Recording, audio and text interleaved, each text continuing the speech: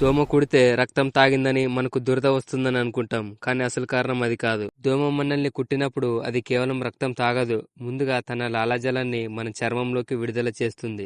ఆ లాలాజలంలో రక్తం గడ్డుకట్టకుండా చేసే పదార్థాలు ఉంటాయి. మన శరీరం వాటిని వైరస్ లేదా శత్రులాగా గుర్తిస్తాయి. అప్పుడు మన ఇమ్యూనిటీ సిస్టమ్ హిస్టమిన్ అనే కెమికల్ ని రిలీజ్ చేస్తుంది. ఇది రిలీజ్ చేయడం వల్ల ఏమవుతుందంటే ఆ ప్రాంతంలో రక్తనాళాలు విస్తరిస్తాయి, చిన్న ఉబ్బరం వస్తుంది, నరాలు స్టిమ్యులేట్ అవుతాయి. అందుకే దురద వచ్చి ఆ ప్రాంతం చిన్న బొబ్బలాగా ఉంటుంది. దురద దోమ వల్ల కాదు, మన శరీరంలో వచ్చే ప్రతిస్పందన వల్ల. మీరు ఎక్కువ గోక్కుంటే మన శరీరం మరింత హిస్టమిన్ రిలీజ్ చేస్తుంది. దాని వలన దురద ఇంకా పెరుగుతుంది. కొంతమందికి పెద్ద బొబ్బు వస్తుంది, ఇంకొంతమందికి చిన్నది వస్తుంది. ఎందుకంటే వారి ఇమ్యూనిటీ రియాక్షన్ వేరుగా ఉంటుంది. అందుకే దోమకాటు అంటే శరీరానికి ప్రమాదం కాదు, అది మీ ఇమ్యూనిటీ సిస్టమ్ రియాక్షన్ మాత్రమే. మరి దోమ కుట్టడం వల్ల అనారోగ్యాలు ఎందుకు వస్తాయనే దాని గురించి నేను నెక్స్ట్ వీడియోలో చెప్తా. నెక్స్ట్ వీడియోకి నోటిఫికేషన్ రావాలనుకుంటే మన ఛానల్ ని సబ్స్క్రైబ్ చేసుకోండి.